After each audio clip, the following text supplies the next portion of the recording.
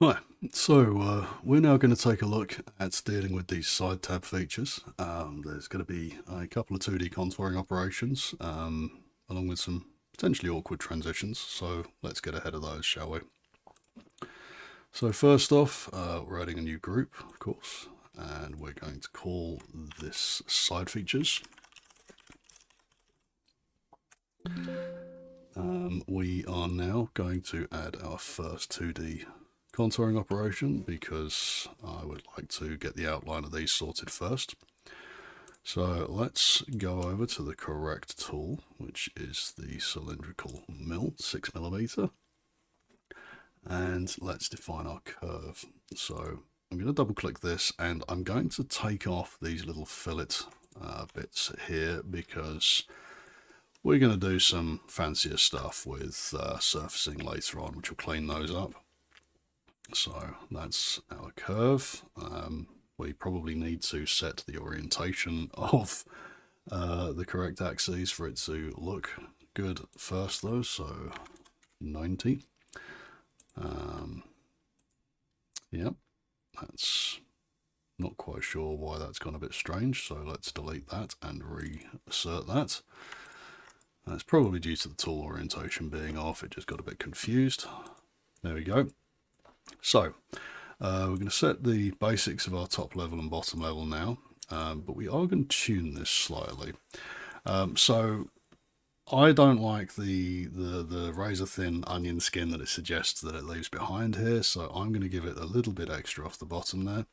I'm also going to give it a little bit extra on the top so it can kind of transition into cutting, because we're going to be using a helical path to achieve this, and I don't want any complaints about ramp angles being too high, so we've got a nice long lead in for it. So to do this, now that we've got these core top and bottom values, we're going to go to strategy and we're just going to manipulate them by 2mm each way. So 152 and 140. We're now going to set that to helical machining and we're going to generate the toolpath. Now, there is something here which you can just about make out if we look dead on like this at the moment, which is going to cause us a problem. It may not be enough to report it, but it'll be enough to see it, whereby the tool will get too close to this surface on this pass, and we're going to simulate this now just so we can see that. So if we go to try this out now, see the tool comes around and there you go, it's just started engaging with the material, and that should cut through nice and clean. So give that a second to finish what it's doing, and yeah, there's our problem, and it does give us a gouge error. It just touches that surface there, which is not really ideal. So we could either modify the curve or select a different curve, or we can actually trim the toolpath slightly, which is what we're going to do. It's a much more elegant way of doing it. So under the bottom end of parameters, I believe, nope, sorry, under the bottom end of links and leads, do apologise, my memory is not what it could be. Under exit overlap and entry overlap is what we're looking for.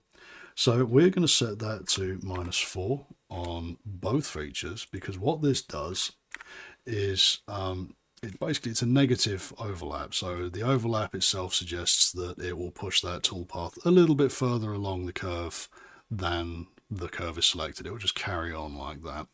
But we obviously want the opposite effect.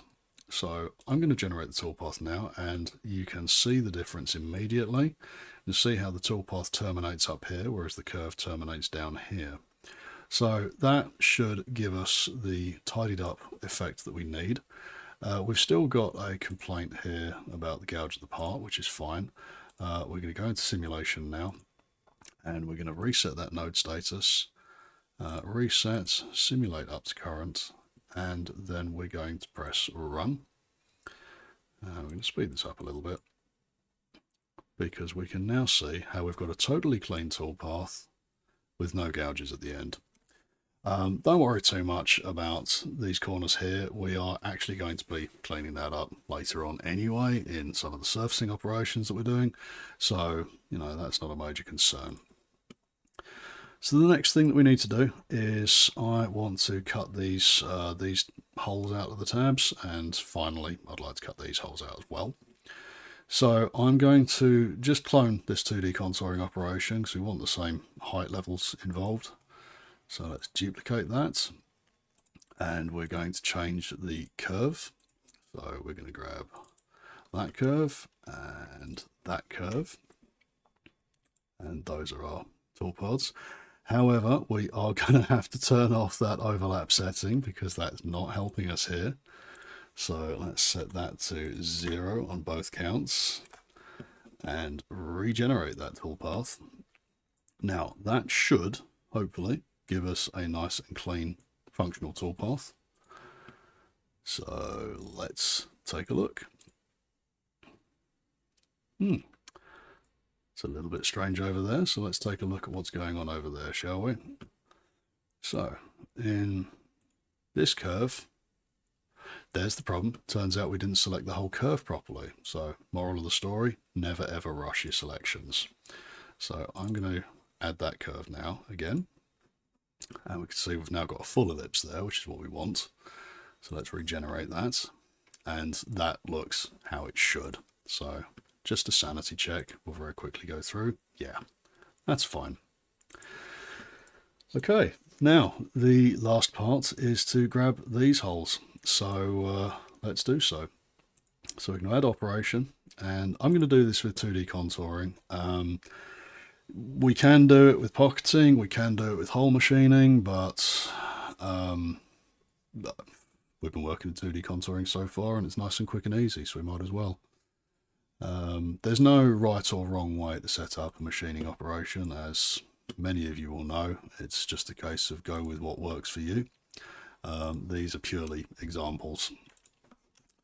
So I'm going to grab those curves and we're going to define the top level, and I'm not going to bother trying to grab a cylindrical surface to set as a static plane because that doesn't make much sense.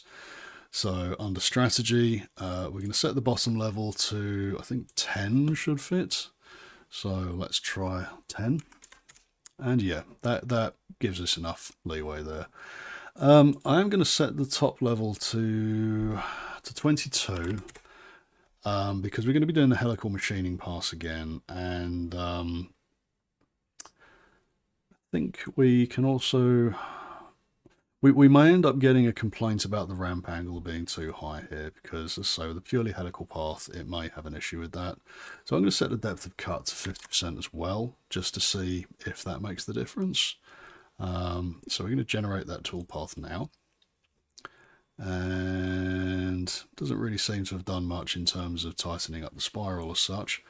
And we've already got a complaint coming up here about the ramp angle being too high.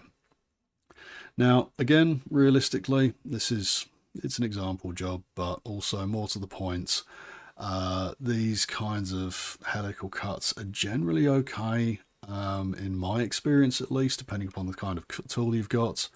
So I'm going to assume that this 6mm round mill is capable of being used as a slotting drill, but yeah, for the sake of argument, I'm not super fussed about it. So I'm going to turn off check for plunges because, yeah, there's not a huge amount of points in fussing about it, you know. I am also going to go to links and have a look at the safe level because that is kind of a ridiculous distance. So we're going to go 10mm from the origin. We're going to set that to the origin, and then we're going to go to, let's drag this plane down. I think 40mm from the origin should be more than sufficient. So let's click on generate, and no, immediately we've got a transition through, so that's not good. So let's click on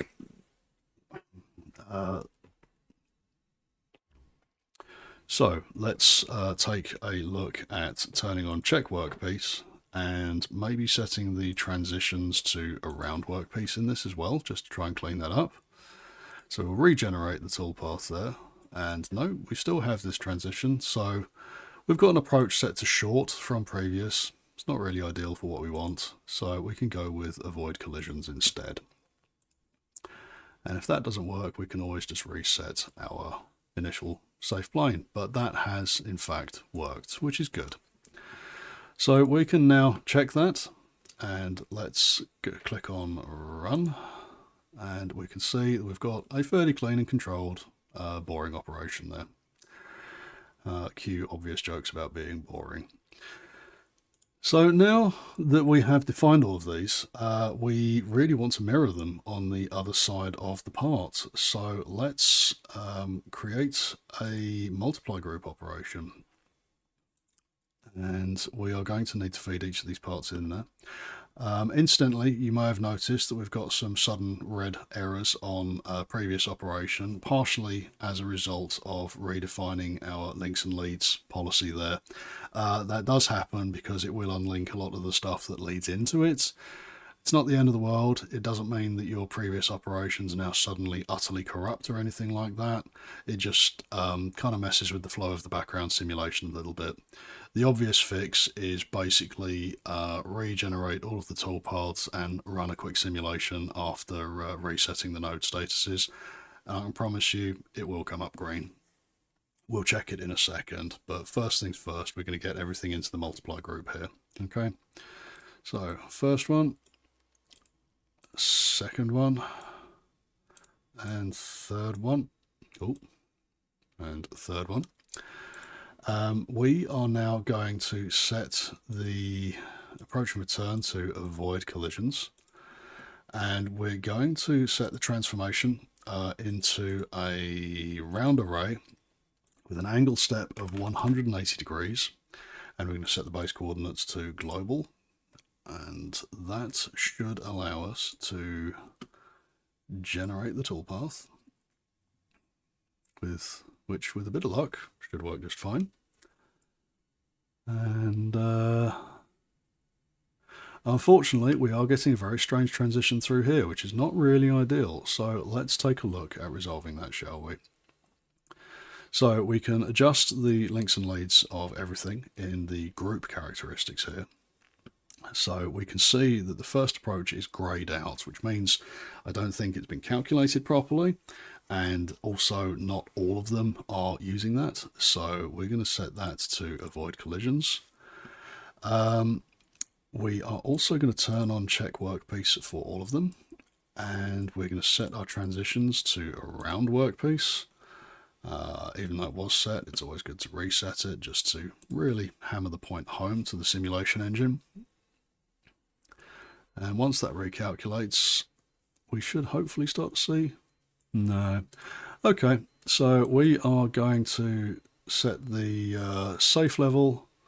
It's currently 40 millimeters from the origin. If we want to go full belt and braces, we can actually set that to 20 millimeters from the part, but it does mean that stuff is going to really jump away. Which, again, not the end of the world, just means you've got a bit more time transitioning between elements. So if we do that now, you can see that we've got a nice clean jump around there. I don't see anything that looks like a particularly awkward transition, although we do have one over here, which is not really ideal. So let's set that safe level to 20 millimeters from the part, and we'll bump up the safe distance to 40 millimeters as well, and we'll recalculate that just to make sure that we're skipping that last intersection, which now we are. And yeah, sure, it does mean that the tool does orbit around the actual component a fair bit, but better to be safe than sorry. And realistically, an extra 15 seconds moving through the air costs an awful lot less than replacing your tool every time you run the job. So we've now completed that, and in the next video we are going to continue looking at dealing with some of the more complicated features in this. We're going to make a start on the 5D surfacing. So I shall see you then.